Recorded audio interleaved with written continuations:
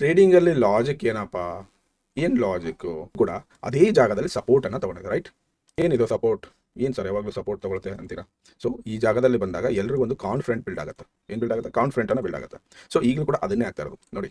ಇಲ್ಲೊಂದು ಸಪೋರ್ಟ್ ತೊಗೊಳ್ತಿದೆ, ಇಲ್ಲೊಂದು ಸಪೋರ್ಟ್ ತೊಗೊಳ್ತು ಮೇಲಾಯಿತು, ಇಲ್ಲೊಂದು ಸಪೋರ್ಟ್ ತೊಗೊಳ್ತು ಮೇಲಾಯಿತು, ಇಲ್ಲಿ ಫಾಲ್ಸ್ ಬ್ರೇಕ್ ಡೌನ್ ಆಯಿತು, ಮತ್ತೆ ಸಪೋರ್ಟ್ ತೊಗೊಳ್ತು ಮೇಲಾಯಿತು, ಇಲ್ಲೊಂದು ಸಪೋರ್ಟ್ ತೊಗೊಳ್ಬೋದು. ಈಗ ಸಪೋರ್ಟ್ ತೊಗೊಂಡ್ರೆ ಇನ್ನಷ್ಟು ಮೇಲೆ ಬಂದರೆ ಈ ಒಂದು ಜಾಗ ಏನು ನೋಡ್ತಾ ಇದ್ದೀರಾ ಅದು ರೆಸ್ಪೆಕ್ಟ್ ಮಾಡ್ಬೋದು.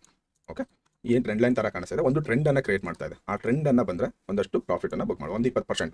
ಸೊ ಈಗ at the money premium already ನಮಗೆ ಒಂದಿಷ್ಟು ಮೂವ್ಮೆಂಟ್ ಆಗ್ಬಿಟ್ಟಿದೆ. 152 ರುಪೀಸ್ ಇದೆ ನಮಗೆ. ಓಕೆ, 140 ರುಪೀಸ್, 135 ರುಪೀಸ್ ಯಾರೆಲ್ಲ ಆಗಲೇ ಬೆಳಿಗ್ಗೆ ಹಿಡಿದೇ ತೊಗೊಂಡಿದ್ದಾರೆ ಅವರೆಲ್ಲ ಪ್ರಾಫಿಟ್ನಲ್ಲಿ ಇದ್ದಾರೆ. ಮಾಡ್ಕೊಳ್ಳುವಂಥ ಮಾಡ್ಕೋಬೋದು.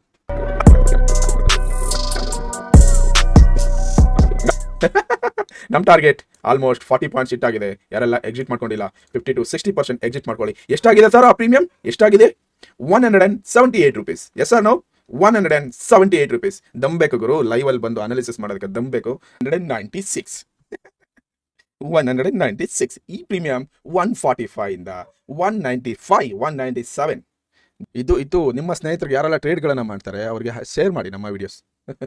ಹಿಂಗಿರ್ಬೇಕು ಮಗ ಅನಾಲಿಸಿಸ್.